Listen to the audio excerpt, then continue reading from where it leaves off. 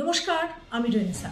Mythology by রেনেসায় আপনাদের সবাইকে স্বাগত। মাইথোলজি বাই রেনেসা এমন একটা প্ল্যাটফর্ম যেখানে অদেখা, অজানা আর না বলা গল্পগুলো অতীতের পাতা থেকে আমাদের ধর্মে, আমাদের শাস্ত্রে, আমাদের মহাকাব্যে যা রয়েছে, যা আপনারা কখনো শোনেননি, সেটাই আমি প্রতিদিন নিয়ে আসি। শুধু তাই নয়, এমন কিছু অলৌকিক ঘটনা যার উত্তর বিজ্ঞানের কাছে নেই। চলছে চৈত্র নবরাত্রি, আর এই চৈত্র নবরাত্রিতেই বাসন্তী পুজো। এই বাসন্তী পুজো আসলে কার পুজো? বাসন্তী পুজোর সঙ্গে দুর্গা পুজোর কি সম্পর্ক? দেবী দুর্গা আর এই বাসন্তী পুজোতে যার পুজো করা হয় তিনিও তো দেবী দুর্গা। তারা দুজনেই কি সেই একই দেবী দুর্গা? কিন্তু ভিন্ন সময়ে, আলাদা সময়ে কেন তাদের পুজো করা হয়? কে প্রথম এই পুজোর চল শুরু করেছিল? আপনাদের কখনো জানতে ইচ্ছে করে যে এই দুটো পুজোর নিয়ম কি? না, এই দুটো পুজোর নিয়ম কিন্তু আলাদা। কোথায় আলাদা, কেন আলাদা, সেটা বোধহয় আমরা অনেকেই জানি না। আজকের ভিডিও কন্টেন্টে সেটাই করব। শুধু তাই নয়, আপনারা কি জানেন যে এই বাংলায় প্রথম দুর্গা পুজো কোনটা? কে চালু করেছিলেন সেই পুজো, আর কত সালে, কিভাবে, সেটাও জানাবো আজকের এই কন্টেন্টে।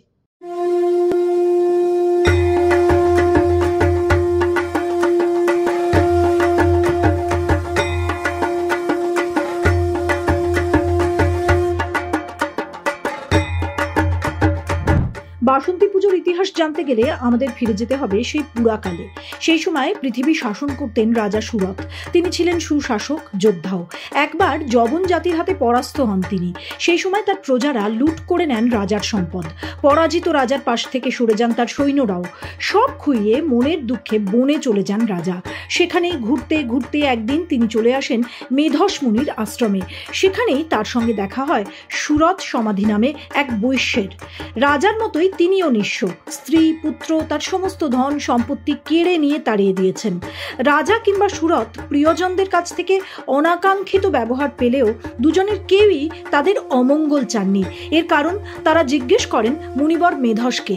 তখনই মেধস তাদের জানান রাজা এবং বৈশ্যের সঙ্গে যা হয়েছে সবই পরমেশ্বরী মহামায়ার প্রভাবে। এরপরে ঋষি মেধস তাদের মহামায়ার সৃষ্টি, তার রূপ, তার কীর্তি এবং সর্বোপরি তার গুণ কীর্তন করেন।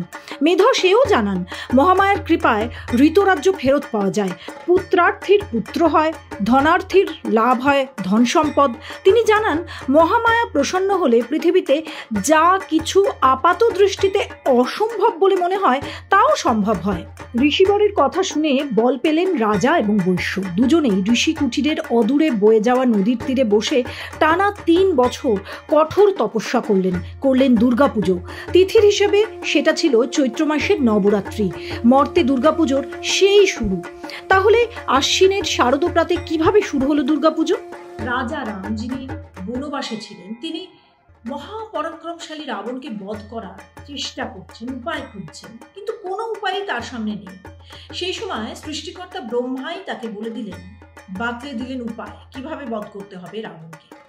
তিনি বললেন দুর্গাপুজো করতে। কিন্তু রাম, তিনি তো পড়লেন মহাচিন্তায়, কারণ দুর্গাপুজো তো হয় বসন্তকালে। তাহলে কিভাবে মা দুর্গার পুজো এই সময় হবে? আর হ্যাঁ, এই সময় তো সমস্ত দেবতারা নিদ্রা যান। সৃষ্টিকর্তা ব্রহ্মা বললেন যে এই সময় পুজো করতে হবে, নিদ্রা ভঙ্গ করতে হবে, মানে ঘুম ভাঙাতে হবে দেবতাদের। 108টি নীল পদ্ম নিয়ে নানান উপাচারে পুজো হলো, ঘুম ভাঙানো হলো দেবতাদের। সেই কারণেই শারদীয়া দুর্গাপুজোর আর এক নাম হলো অকাল বোধন। বাসন্তী পুজোয় দেবীর বোধন হয় না, কারণ এই সময় উত্তরায়ণ, দেবতারা জেগেই থাকেন। বাসন্তী পুজোর নবমী তিথি রামনবমী নামে খ্যাত। এর কারণ কি বলুন তো? বাসন্তী পুজোর সঙ্গে রামের নাম জুড়ে গেল কিভাবে? ইতিহাস বলে সেনযুগে বাসন্তী দুর্গাপুজোর সময় রামের জন্মতিথিকে জুড়ে দেওয়া হয় নবমী তিথির সঙ্গে। তারপর থেকে বাসন্তী পুজোর নবমী রামনবমী হিসাবে পরিচিত হয়ে আসছে। রাজারা এই পুজো করতেন বছরের শ্রেষ্ঠ ঋতু বসন্তকালে। এই সময় প্রকৃতি সেজে উঠত রঙিন বর্ষণে। বসন্তকালে পুজো হওয়ায় এই পুজোর নাম হয় বাসন্তী পুজো। ইতিহাস থেকেই জানা যায় মোগল সম্রাট আকবরের রাজত্বকালেই 1580 সাল নাগাদ তাহেরপুরের রাজা কংসনারায়ণ বাংলাদেশে শারদীয়া দুর্গাপুজোর সূচনা করেছিলেন। তার আগে পর্যন্ত এই দেশে দুর্গাপুজো হতো বসন্তকালে। তিনি মূর্তি গড়ে পুজো করেছিলেন দেবী দুর্গার। তার আগে বঙ্গদেশে জাঁকজমক সহকারে বাসন্তী পুজো করতেন ভাদুরিয়ার রাজা জগৎ নারায়ণ। তবে তার স্থায়িত্ব বেশি দিন ছিল না। কংসনারায়ণের অকাল বোধনই আজও হয়ে আসছে বাঙালির ঘরে ঘরে। শারদীয়া দুর্গাপূজা বাংলায় অনেক দেরিতে শুরু হলেও বাসন্তী পুজোকে তা আরও একটা কারণে অনেক পিছনে ঠেলে দিয়েছে। এর অন্যতম প্রধান কারণ হলো অষ্টাদশ শতকে নেতৃত্বস্থানীয় হিন্দু রাজা কৃষ্ণচন্দ্র। তিনি শাক্ত মতকে, শাক্ত ঐতিহ্যকে আরো শক্তিশালী করবেন বলে তন্ত্র মতে বাসন্তী পুজোর অষ্টমীর দিন অন্নপূর্ণা পুজো শুরু করেন। ক্রমেই তা ভীষণ জনপ্রিয় হয়ে ওঠে, আর এই কারণেই অনেক পিছনে চলে যায় বাসন্তী পুজো।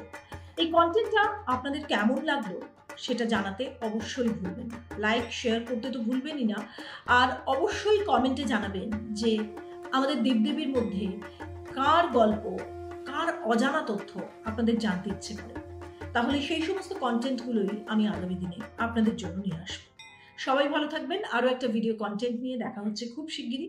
নমস্কার।